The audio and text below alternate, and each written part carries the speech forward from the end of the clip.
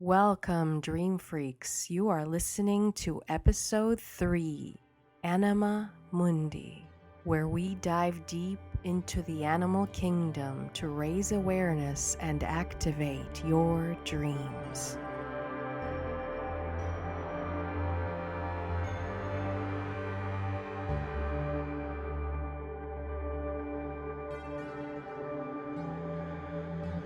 I'm Alejandro Salinas. I'm a dream guide, massage therapist, and yoga teacher in Chicago. Hey guys, I'm Tree Carr. I'm a dreaming guide, a death doula, an author, and a tarot reader in London. Hello, my name is Jennifer Clarascura, and I'm a DreamWork specialist, and my methods include dream interpretation, unconscious pattern recognition, light and shadow work, and I am located in New York.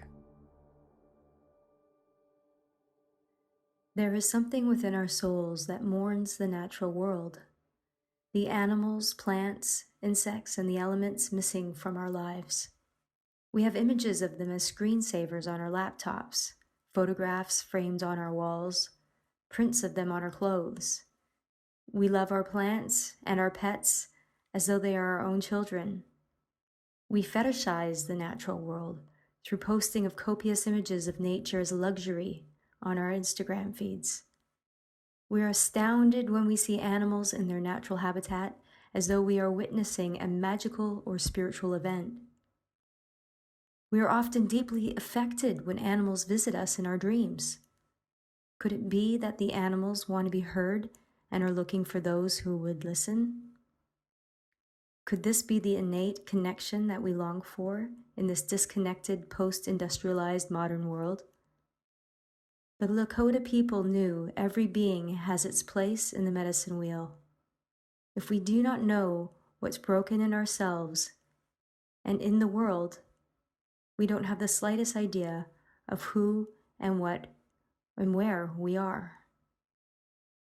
The reason why I really like this topic of animal spirits in the dream world and the waking world is because I almost feel like there's a deep connection, and at the same time there's a disconnection between us and them, and what we get from our dreams when they come is completely, at least in my experience, completely different from what I see in nature or here in this world, our waking world. And in my dreams, the animals are always uh, really even wiser than, I guess, our human dreamer counterparts. They are really guides in, in my case, more in a shamanic sort of way. And I've learned to view them as beings, and I can't even use the word animal in the dream world. I can't even use that. I don't view them as animals. And yet here in this world, I'm kind of, you have that fear of the animal, that like it's a different, more basic instinct sort of connection with an animal. Yes, I've had pets, but I'm talking about, lions and snakes. Yeah. Mhm. But yeah, that's where I feel like there's a big disconnect between the waking and dream when it comes to animals as guides. I think there's a lot to be said from that disconnect of counting animals as lesser beings, even in the waking, Yeah. and moving towards, and there's a huge, vegan movement happening, and all these fast food chains are incorporating, vegan options and things like that, of really recognizing animals, and some countries even granting animals the rights as if they were human, that they were Oh recognizing them yeah. as sentient beings in their own right. And I think animals really are way smarter, wiser than we ever give them credit for. Yeah, I think you're right. I think animals get a bad rap, and often a lot of the ways we view animals is because of social conditioning and conditioning from our society. So, as early as being a young child watching Disney films, wolves are bad.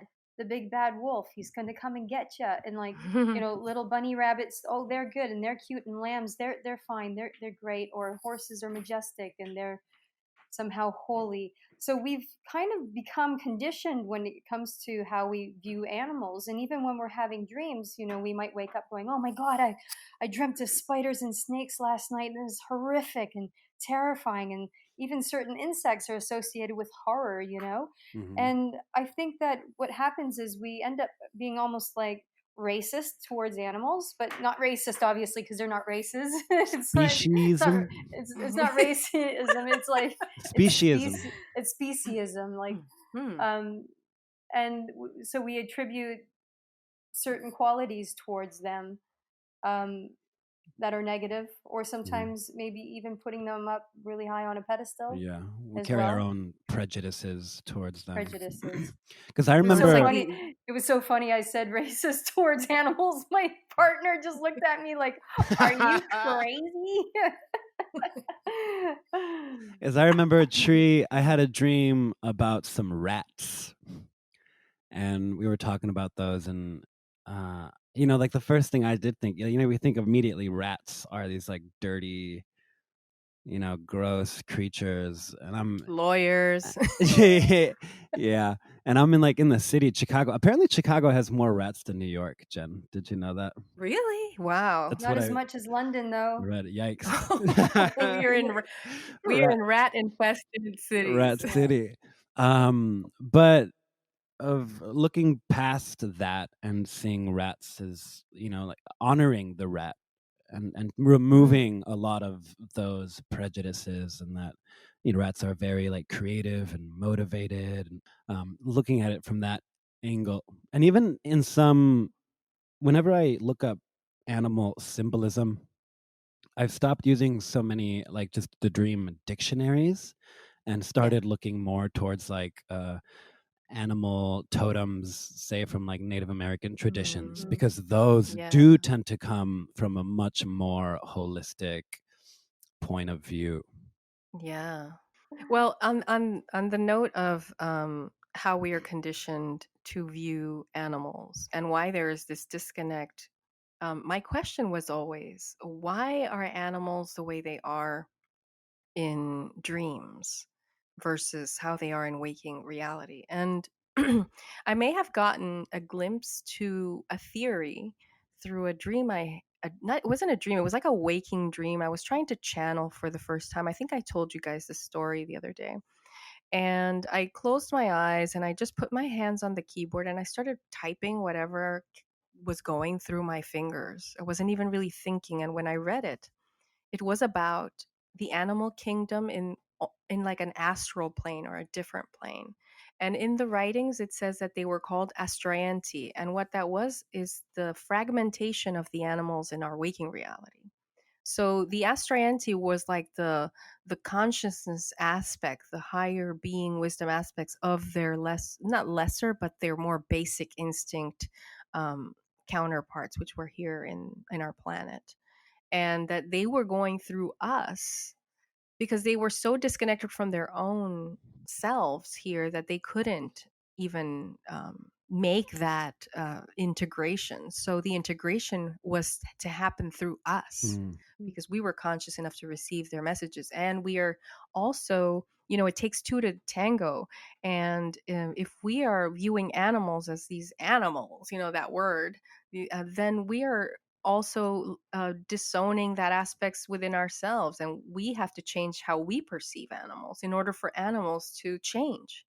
It reminds me of that film The Grizzly Man by Werner Herzog, where he believed that if I hung out with grizzly bears and showed no fear and just treated them like sentient beings, they're going to be chill.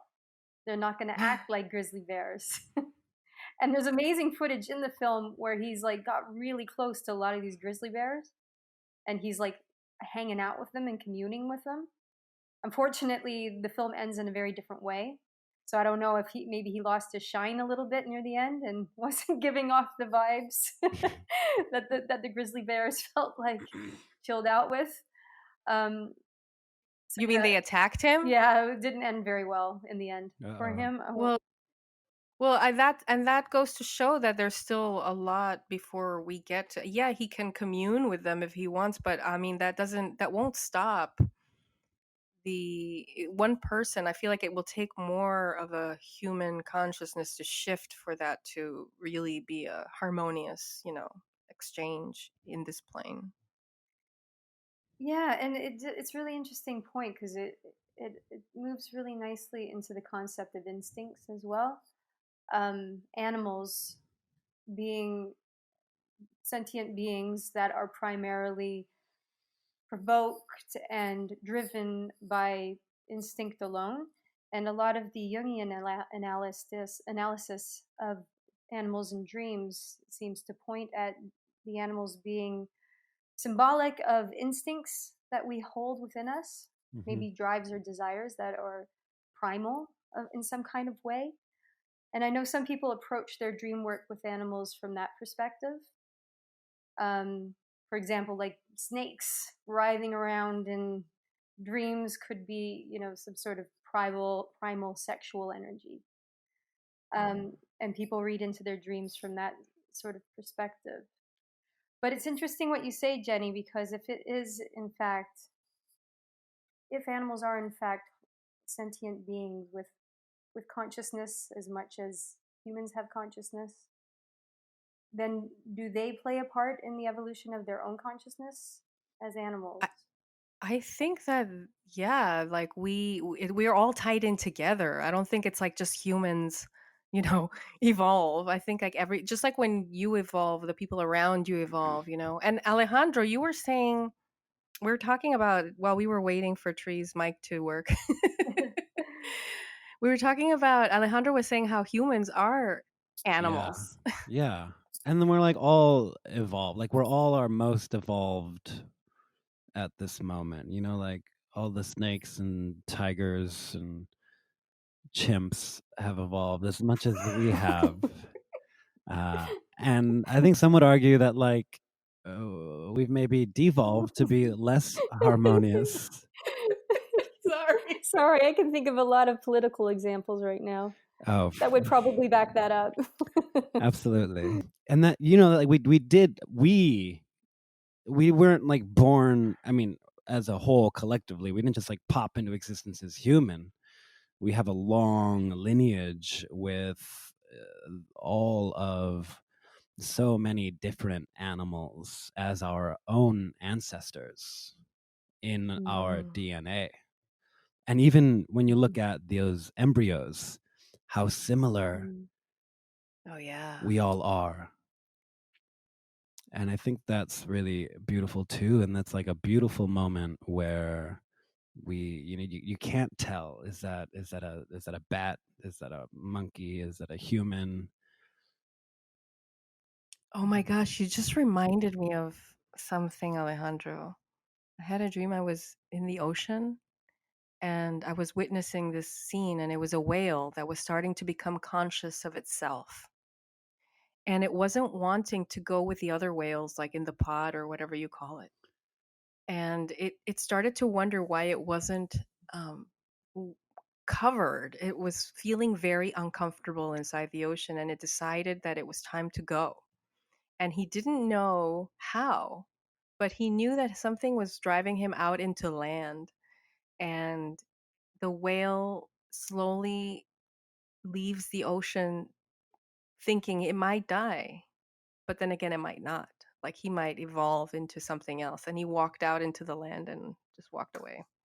And in the background, there was a voice saying, every like few million years or something, one being of the species, one person or one animal of the species will become Mm, conscious of itself. And at that point, it starts to trigger a different sort of evolution. yeah. That reminds me of this story, and I've never ever double checked it, but rumor has it, I guess, of they're on this island are a bunch of monkeys, and not far across on another island, there's another set of monkeys, and and with, like, say one monkey starts using this tool in a different way, and more of these monkeys start using it on this island. And once, like, about 100 or so of the monkeys on one island started to use this tool, like, this evolution, this little progression in whatever way, Mm. on the other island, boom, after that threshold was reached, the same Yeah. phenomena started happening. Wow, and that goes to show that we're all connected. Like there's a different Rumor has it. net, there's a different web. No, but this is also true for humans. Like how humans get Right. this. Like if somebody thinks something on the other side of the world, there've been simultaneous inventions happening and things like that. So yeah, I believe that they for sure animals could also Yeah, they have it's hearts, yeah. brains, And that souls. concept, it ties in nicely with the name of our episode, which is Anima Mundi. It's a Greek word, and it means the world's soul.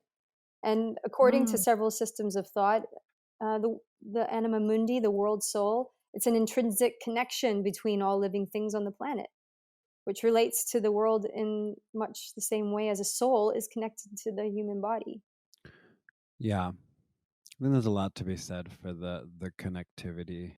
But also humans, we also there's killing, there's, sex, and there's um all these other, instincts that people only think, animals have, and we also need to be conscious of the fact that, we ourselves are in need of connecting to the higher aspects, the more spiritual soul level, as looking at each other as look at this world is racist, it's segregated. I mean, there's of course there's a lot of communion also, but we ourselves judge ourselves, you Mm-hmm. know as lesser or higher beings. Like, some racists view other races as lesser, and that translates into, I guess, how we treat other species in our world too. Absolutely. Viewing our, as the need to, like, dominate over, Yeah, instead of working with nature, it seems as though we've been battling it, and it's conquering it which creates, over yeah, it over creates a the. rift in our own selves, which is tricky to bridge. I think a lot of people will say that, as humans, it's our, as evolved conscious humans, it's our ability to become more human, maybe by, removing a lot of those animal instincts. But I think it's also very important to learn from our animal friends and teachers, because they do have a lot to Yeah. offer and teach us. Well, yeah, Absolutely. our wild nature has a light and its shadows, and yeah, we shouldn't just cut it off. It's definitely a part of us. And wild, even that word wild, we refer to something as wild sometimes in a derogatory word. Like, wild is, like, True. equated to savage, but wild is to be free. Yeah. Untamed. I view the universe as wild. Um, that's how I view. I mean, there's a synchronistic flow to it, but mostly I view it would view nature like a wild, majestic, mysterious. And I guess when animals show up in my dreams, they even have a different face. They have a very Hmm. human-like qualities to it, and the eyes. I think that's how I've been able to see when it's a spirit guide, even like what people call guardian angels. It's always been through the eyes Mm. that I connect, and I know there's something really um, alive in there. Mm. Or Yeah, absolutely. So, being disconnected from nature, I mean, we were a lot more connected. Our ancestors were a lot more connected to the natural realms than we are now. We seem to oh have yeah, become very disconnected through the industrialization of our Western culture. There's still obviously, people who follow nature and are in tune with nature and use nature as guidance all around the world. We see people still living that way in the Amazon, and very much a part of the Anima Mundi concept. But so we've lost this disconnect, and therefore that we have a disregard towards nature too. So you see what's happening in the Amazon at the moment with all the fires and with the clearing and destroying everything, destroying all these habitats, we're actually really harming ourselves Mhm. in many ways, not just in the physicality of of the environment and how it affects the ecosystem, but also I think on a deeper soul level, when we do that, when we destroy our mother that way, we're really destroying an aspect of ourselves. I can't help but think about what lucid dreams are.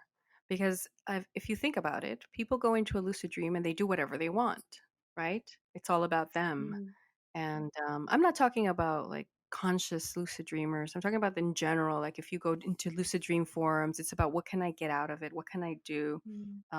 How can I just, fly around, have sex, and, all those basic needs to be Animalistic met. desires. And y- yeah, it almost gets unleashed there. And I almost feel like that's how some people treat Earth, like Yeah, their personal lucid dream that they can do whatever they yeah. want. And Yep, that's yep. not how consciousness Which moves us works. into the Mhm. dream yoga, recognizing, okay, everything in the dream is you and greater than you, even maybe, and like beyond just you.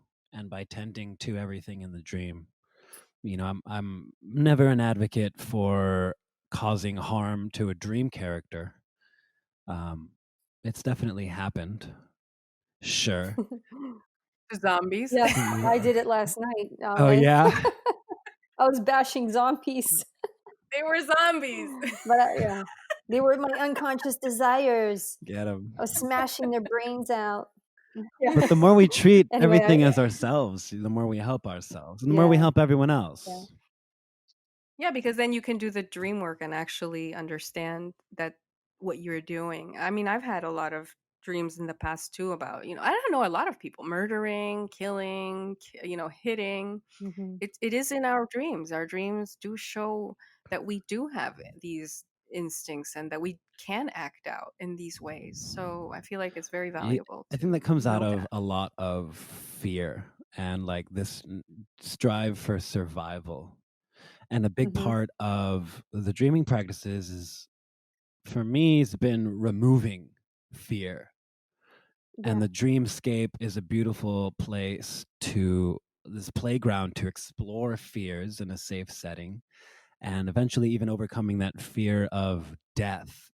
And so when like Hmm. I'm not, and we can see this in now politically, if there's so many people who push fear as their agenda, and that fear, they fear for their own lives, and then you're more willing to like take the life of someone else out of this often unfounded fear for your own survival.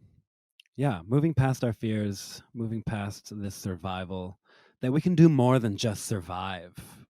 And even, our Mm. societies create an environment where we're focused on survival, and that doesn't allow us to evolve so much. We create conditions, and often not the fault of our own personal selves, but larger systemic structures that are in place, keeping wages low, keeping people living like paycheck to paycheck. We live in Yeah. like, oh shit, like what do I need to eat? And that doesn't allow us to contemplate and think about bigger ideas. Well said. So, how do you guys work with your animal dreams? Very curious. I'm a kind of person that reads a lot, and I try a lot of things because I don't like it. I did not like animal dreams in the past because they would scare me, Mm, even though they had this different energy to them and qualities to them. I couldn't delete the fear that I had for them in the waking reality. mm, So I wanted to look at them differently, but I still had that, like, it's still a lion. You know what I mean? So I think it took me a long time and a lot of reading about in the shamanic ways, and I actually faced this fear once and for all in a few years ago. There was a giant rainbow snake chasing me in the ethers, and I was running for my life. And I remember thinking, it's a giant freaking snake, you mm, know. But then I was like, no, I there's something else to these animals here. So I turned around and I just looked at the snake in the eyes and I told it telepathically that I wanted to jump into its mouth, Wow. Hmm. um, as a gesture of surrendering into its being, not even like as a, eating thing. It was different. And I did. I dove in. It opened its mouth. I dove in, and it was one of the most uh, deep. It was like what you would do at the moment of death. Like everything, your life uh, runs through your mind, and I released a lot of things. Hmm. It was a release. I released fears. I released um, things that you would only release at that Mhm. moment, I guess. And I woke up completely transformed. And after that, every time I was faced with an animal in a dream, I was really open to something different. It was no longer like, this animal's chasing. It was no longer like that. It totally changed my dreams from then on in That's some regards to classic animals. shadow Amazing. work. Yeah, right. Yeah, like letting yourself be consumed by that snake. I Yeah. love it. Yeah. This complete surrender to that fear. I was just like, fear, you're not gonna stop this, like you're not. I'm just gonna go in and beat you to it. I'm afraid it's gonna eat me. Yeah. Of going into those fears and exploring them. And back to Yeah. Jung saying that um, enlightenment is not about imagining figures of light, but by making the darkness conscious, by confronting those fears, by talking, I mean, it's not animals, but if we're talking about the Amazon, we're talking about our human fears and our animal desires and instincts. The more we face and confront those fears, the more we talk to people from a different culture, the more we embrace someone who we have prejudices towards or something, the more we learn about them, the more those fears are dissuaded, the more we recognize that those fears are completely unfounded. And then we Hmm. can gain, just like you gained through your dreams after that moment, a new reverence and appreciation. Yeah, like a boundary had been brought down. Mhm. But Tree, how do you work with your animal dreams? I started taking a more shamanic approach to working with the animals. Um, and when I say animals, I'm talking about all animals, even, insects, bugs, creepy crawlies, marine life. So anything from those worlds, that's what I've been embracing a more shamanic approach. So when I say shamanic approach, it's looking at the animal for its strengths and qualities, not for the social conditioning that we put upon the animal. So, for example, I was having loads of recurring dreams of spiders when I was writing my book. And, Ah. I just kept thinking, why am I having recurring dreams of spiders? I'm not afraid of them. I wasn't afraid of them in the dreams, but I thought, hey, I got to pay attention. What does this mean? And that's, it's recurring. So obviously there's something there that's really trying to get my attention. And I remember posting about it. They did a little drawing, and I posted about it on my Instagram. And Charlie Morley, lucid dreamer teacher, he got in touch and said, "Hey, you should look into the Toltec tradition about the spider." So I did that, and I found out so much about spider, and it was great. It was like, this is the medicine that I need right now for writing the book. One big part of the spider medicine was weaving webs of information and writing, which I was doing. I was writing the book, and interconnectivity. And there was a very strong theme of femininity, the divine feminine with spider energy and the mother. So I was like, okay, damn, I'm gonna bridge that through my waking life, and I'm going to weave a web with this book and with the chapters and how I'm going to structure it. So I built this huge giant web on my wall with all the different chapters and ideas and all my notes. So my wall looked like a huge giant spider web.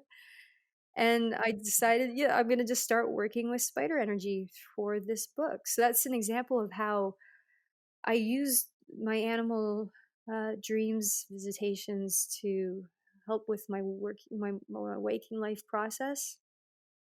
But it's Mm. interesting because with the animal dreams, how I see animals now in reality is I see them completely different. So maybe when I was a kid and there'd be a creepy crawly spider in my house, I'd be like, "Oh my god, Dad, get it out!"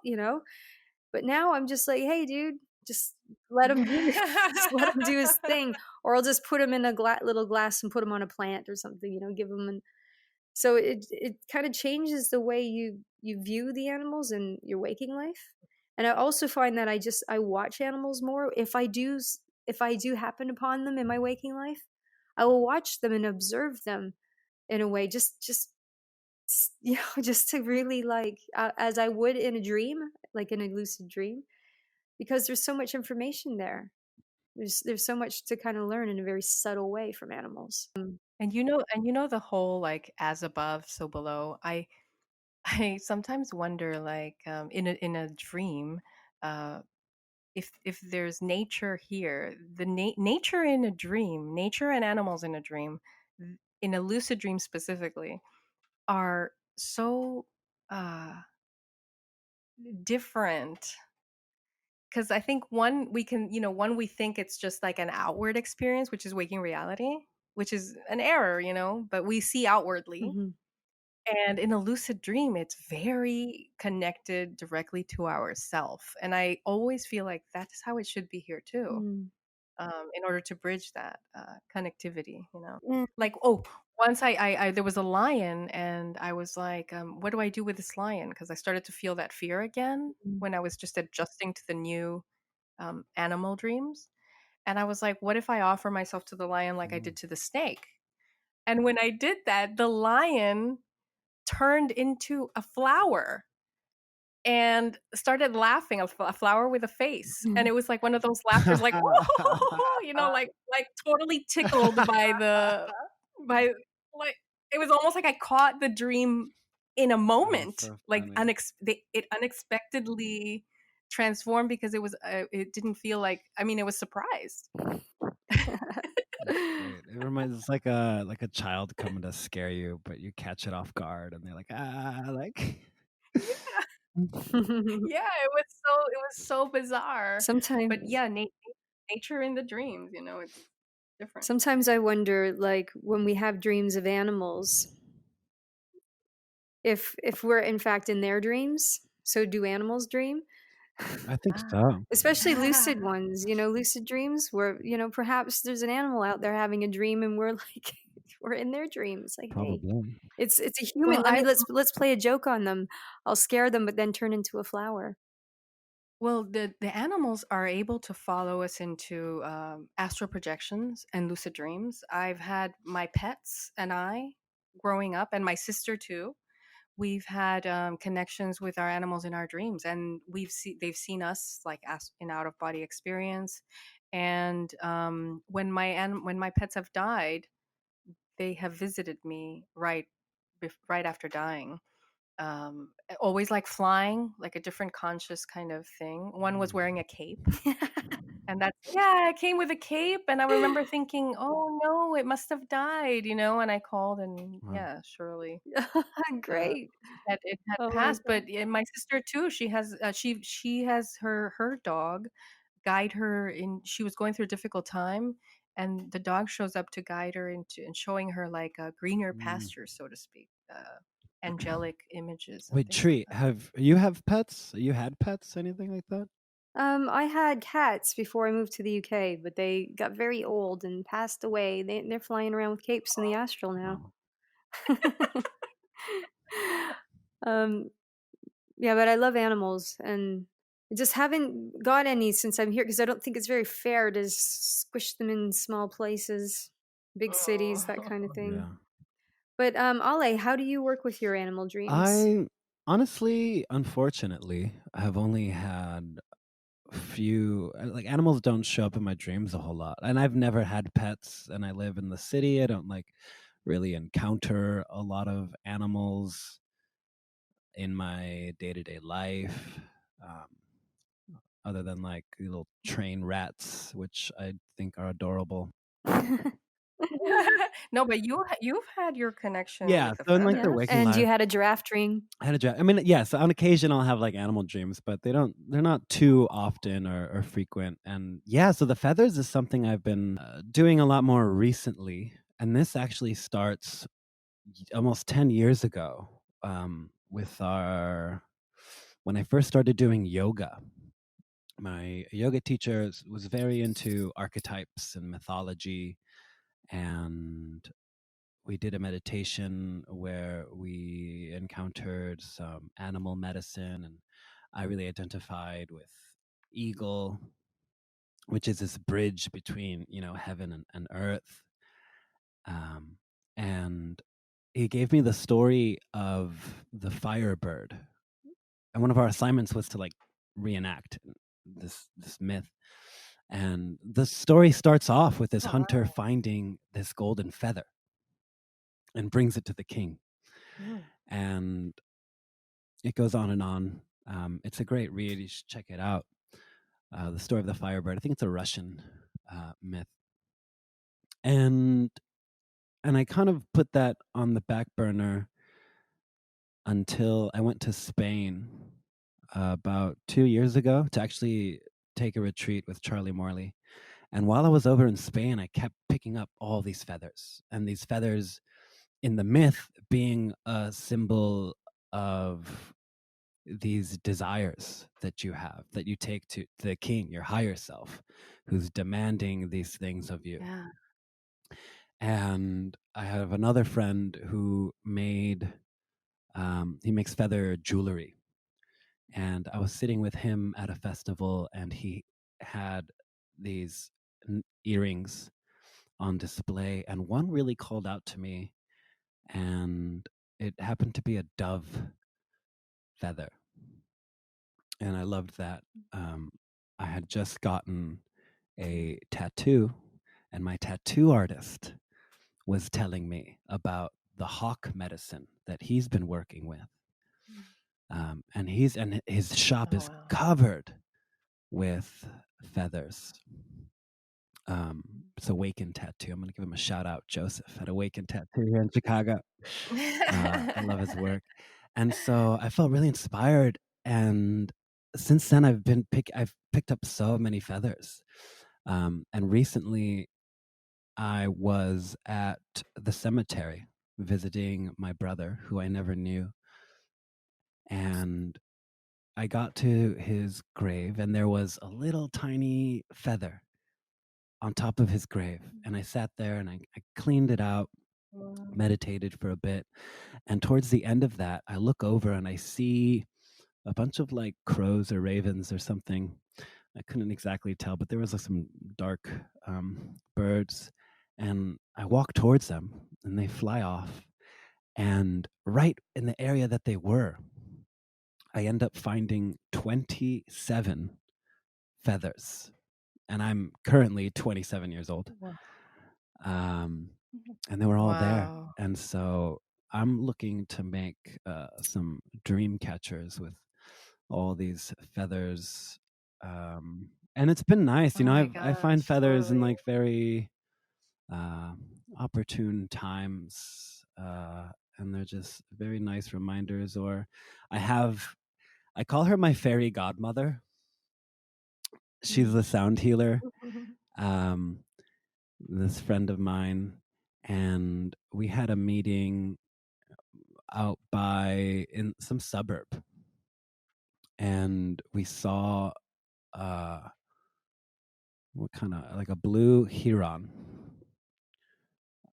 and she told me to look up that the medicine for that, the message for that. And in the description I was reading, it talked about being very much like a jack of all trades, master of none. And on my Facebook, just a few days before, I posted something very similar, and she saw that and was like, see, look. It's like confirmation of something I had already put out coming back to me. Some nice synchronicities. Sometimes I like to play games with life, and I'll assign a certain symbol. Like you can also start the game. You don't have to always wait for the universe.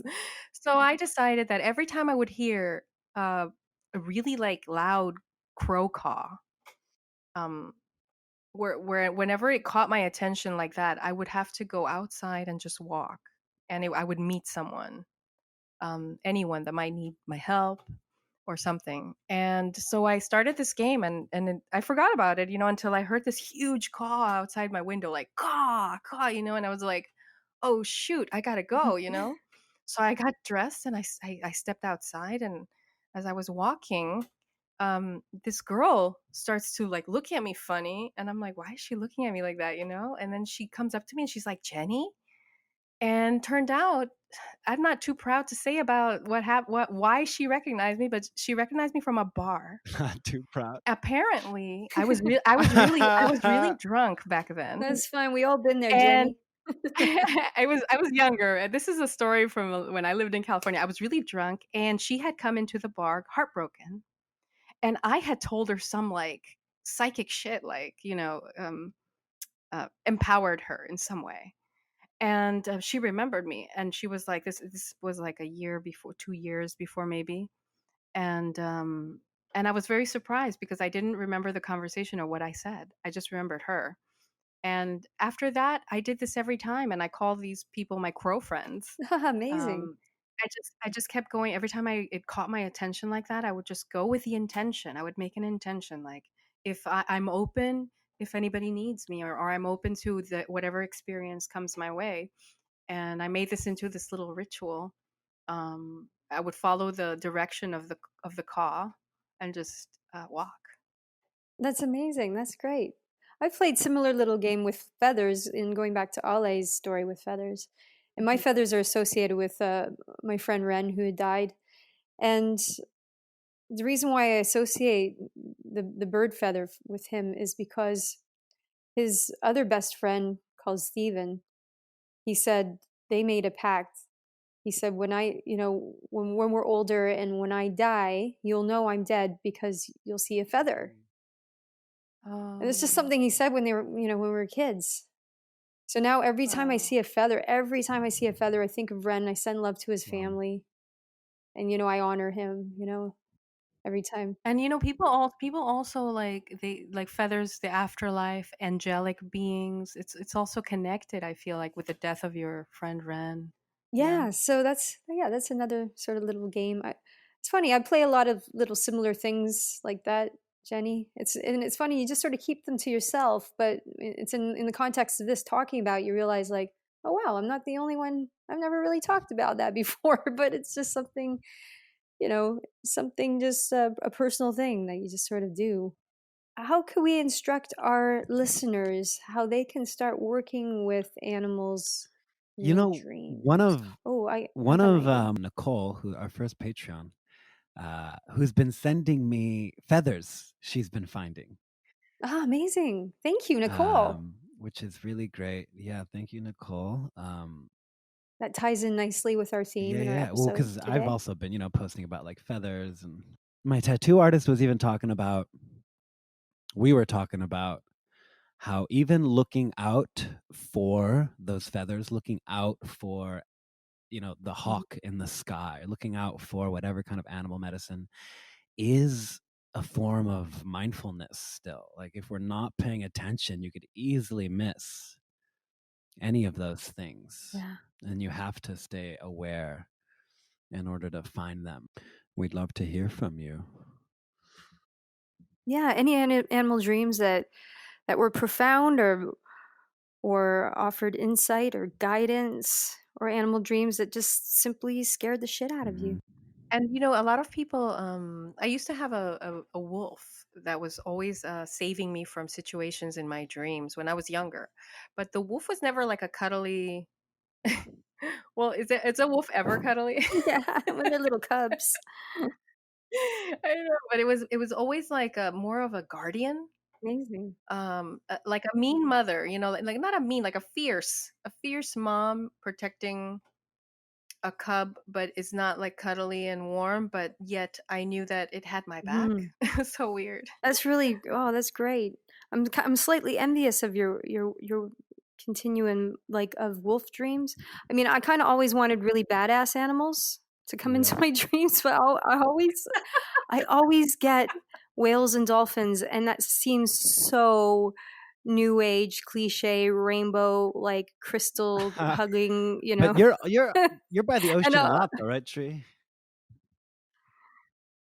yeah, I'm a water sign, so I think that's, and then I live by That the makes sea, sense. so it could be that.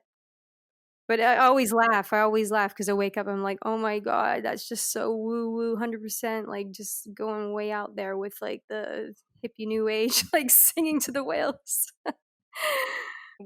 Dolphin tattoo. But we've had similar where our dolphins, both in Tree and I's dreams, are gigantic. Yeah, They're they're big. huge.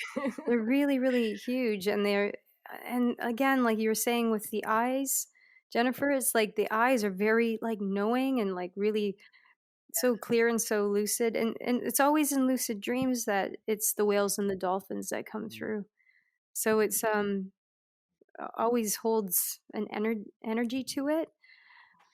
And this is not to exclude the mythical animals that come through. I've had dragons, and I don't even think they're mythical. I just feel like some animals got fragmented into astral That's planes. interesting. Yeah. Centaurs. I've I've connected with a lot of animals that would be considered not alive or Yeah. existing Yeah. or whatever. Archetypal, maybe. I'm Alligator, an crocodiles. alligator. I'm a mama trucker coming for you. Well, Jennifer, you are a wolf, mama. Yeah, you Yeah, mama wolf. I did turn out. I used to I had this photo of myself with I had a wolf head instead of my head. Oh yeah, I think I've seen that image. It's great. And I had a wolf ring. Yeah, it was kind of like when Dimitri said we're gonna name our kid Wolf. It just made sense to me because I had had this connection for my whole life. I didn't oppose it. I was like, sure. Great. Meanwhile, he had an animal dream before we even knew I was pregnant, or that it would be Wolf. This was even for the Wow. first child we lost, and it was he dreamt that a Native American was in this big pizza shop, and there were pizza pies everywhere with animal heads on them. And the guy told him, which animal head do you choose? Oh my And Dimitri God, a chose the pizza shop. There's a wolf. bun in the oven. In the oven, pizza in the oven. Yeah, and it's funny because this was when the first it was just a Wow. few weeks. It wasn't like a full baby or anything. We lost the little Mm. seed, Oh, and then Wolf was born through like we were pregnant again 3 months after Wow. that. And I just noticed there's a photo of us when we were doing the belly let's take a photo for social media. And D, without even knowing it, wore a T-shirt with a Native American head with feathers, and it was just like without us knowing it was Wolf. that's great. It's just so many things that just creeped up on us when I found these files. I was like, we didn't even know. And Wolf only eats pizza, basically. He and Dimitri in the dream was like, I don't know why there are so many pesto and regular pies in the pizzeria of my neighborhood. And we now live in that neighborhood when back then we didn't. And he eats from that freaking That's pizzeria all the amazing. time. He was the little pizza pie in the oven. Because he's a picky eater, he will eat only certain things, and pizza is one of them, pesto and So regular. cute. So how can we encourage our listeners to connect more with animals in their dreams? Well, if they're lucid, they can try to view it in a different way and try to approach it in a different way. Maybe ask it a question, or say, "Show me your wisdom," or Or they something can like that. turn. And what do you think, They can Ale? even turn into an animal, which is something Sergio. If you talk about Charlie mentioning the Toltec tradition, Sergio Magana Mhm. in the Toltec Secret Yeah. talks a lot about turning oneself into an animal as an archetype. Yes, so the shape The shifting. Nawal, where the Nawal is like your energy body, and Mhm. after removing your own ties to your energy body, you can use the archetypes of the animals to infuse their teachings into whatever you want to manifest or learn from them. And even, I don't know, maybe look out for some feathers. I think working with certain dream herbs really help. I find that Kalea Zakatashishi brings on a lot of dreams about the natural world and animals. I don't know, like, because I know Ale, you've had the drink of the bitter herb. What do you think? Have you had more animal dreams or more natural world dreams from drinking Kalea? No, I'm like No. a city kid. I was born and raised in the city, and I often feel very disconnected from nature in that way, and I rarely give myself or have the opportunity to like go out. The nature I get is like going to the lake or like going to like a park. It's not the most abundant. It's Festivals. You true. go to the festivals. Those are nice, but again, those aren't so often, and I do feel a big disconnect personally that lately I sometimes try to remedy, and the picking up the feathers is nice, but Make an affirmation invocation in your journal to yeah, connect the more with animals. the natural world through Mhm. your dreams, Yeah. or whoever wants to right now. Our listeners, Mhm. they can try it too to make Yeah. a statement, an Yeah, and you affirmation. can set an intent. If there is an animal in your life that you feel is this symbolic totem or a symbolic animal, you can set intents before you're falling into sleep to, to go lucid with that animal in your dream world. That's another way Yeah. of doing So when it. I take the Kalea, I still am like in the city. I'm in like buildings. But there's like a lot of weird other stuff, but animals and nature like don't really pop up a whole lot for me. I Let's see what know. happens I'll after have this to Yeah, work with set that. episode. set intents. Yeah, bring more plants into your bedroom. Make a little I jungle in your can't. Yo, bedroom. I'm like straight up vampire life. There's like zero sunlight in my room. I don't think I can grow living things here. All the Hey, how about your yeah, laptop right. background? Especially my laptop, my phone. Even the background on my phone is like this skull figure, like Grim Reaper guy in gold, Time to put something green and lush and or leopard print. I'll leopardy. start wearing and more how leopard print. and how can we bring the lessons of animal dreams into our waking realities? So how can we start working with animal dreams and bringing bridging it through into our waking reality for guidance, inspiration, creativity? I think like what you were saying, Tree, of looking at the qualities that those animals have and looking past our prejudices of them and looking at the animals for their strengths and their gifts and their talents. And even, doing some research about that animal, like watching a documentary about those animals and how they live their Mm. lives. Next time we are out in the street and we come across a certain animal, even the feline animals or whichever bird, we could try to see what qualities of that animal we could adapt or adopt or integrate or Yeah.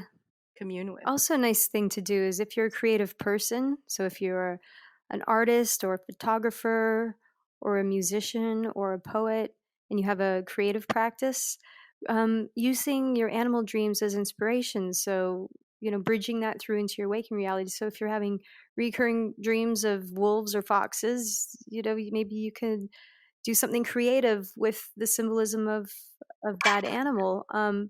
You can also have it be an inspiration just creatively for your aesthetics, like wearing a wolf pendant around your neck or a fox ring or having some or getting a tattoo done, bringing it into your own personal mythology as a symbol and have that be a creative and inspiring practice in your waking life.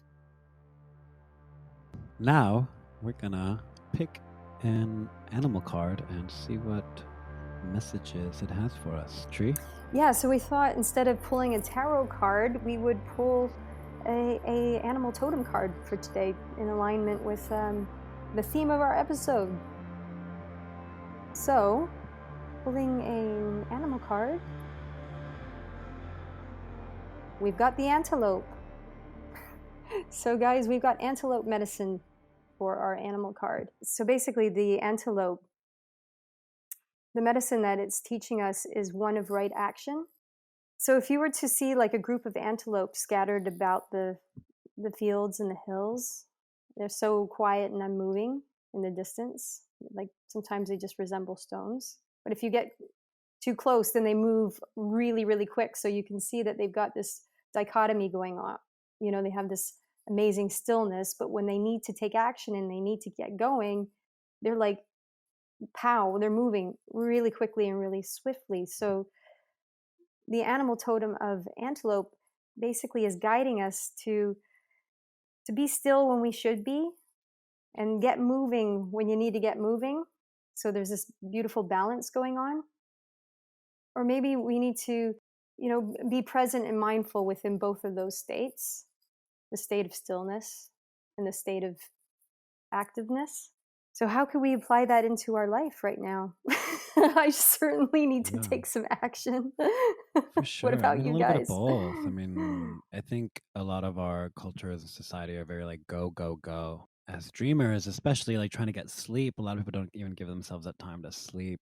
But especially the first thing that caught my eye, what you said, right action, and thinking about the Amazon and the climate catastrophe that we're in. Like for not just for us, for these animals, like the planet's gonna be fine. It's like we are the ones who are gonna. The Earth has seen its fair share of extinctions, and it's really up to us to save ourselves and our animal friends. There's a lot of animals already going extinct due to our inaction. Absolutely. Antelope saying, come on guys, get some right action going on. In so many ways. Also, you know, with this card, the antelope basically is guiding us and asking us asking us the question, are we being still when we should be moving? Or are you moving when you should be still? And in the context of a lucid dream, sometimes I think you can also take that knowledge in, that guidance in. Sometimes when we go lucid, we think, oh, I need to start moving. I need to start flying around and doing stuff. And you know, but sometimes the dream is asking you to be still. And sometimes the dream is asking you to ask it a question instead of, you know, flying around and doing extreme sports. So that's one thing to do. Next time you have a lucid dream, simply just ask the dream to show you something. So instead of doing your go-to thing of, yeah, I'm going to fly around and jump off cliffs, and, you know, maybe just be still and ask the dream to show you something, guide you, or teach you something. If any of you have any animal dreams that you would like to share with us, please do, and we can feature you on our Instagram. I feel like even within dreams, if we encounter an animal, not to judge it from our past misconceptions of these beings, but rather go into the present of the dream, go into the present of its nature, and try and see how we can communicate, connect, to show you what you could do to help a cause on the outer world. Because dreams have a lot of wisdom about what's happening outside, or what we think is outside. Really, it's all connected. But dreams can tell you what action you might need to take, or what changes you might want to make in your life. So it can definitely offer wisdom, whether lucid or not. Both, any kind of dream can give you this wisdom. So I think that concludes this episode on the Anima Mundi. Thank you for joining us, guys. You can find us and follow us on Facebook, Instagram, YouTube, SoundCloud, Spotify, Google Play.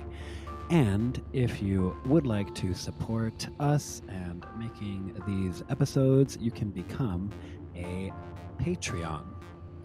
We have multiple tiers, and we would love for you to join our community there to receive merchandise, live meetings, Q&A, behind-the-scenes footage, We'd love to get to know you better, and we'll see you next time. Thanks for tuning in.